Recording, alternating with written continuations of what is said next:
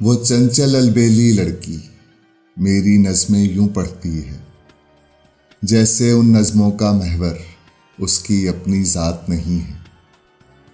یعنی اتنی سندر لڑکی اور کوئی بھی ہو سکتی ہے؟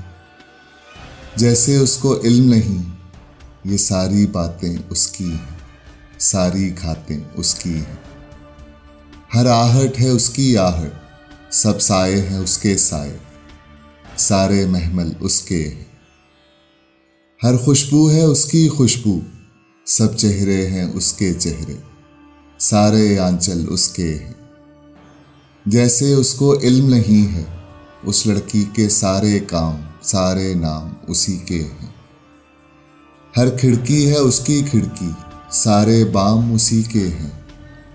اس لڑکی کے نام سے میں نے جو کچھ اپنے نام لکھا ہے اس سے ہی منسوب ہوا ہے۔ شاید میرا وہم ہو لیکن میں نے یہ محسوس کیا ہے، جب میں نظم سناتا ہوں وہ آنکھ چرانے لگتی ہے، مجھ سے نظریں مل جائیں تو وہ شرمانے لگتی ہے۔ کچھ لمحے وہ چنچل لڑکی گمسم سی ہو جاتی ہے، لیکن تھوڑی دیر میں پھر سے پتھر کی ہو جاتی ہے، جیسے میری نظم کی لڑکی۔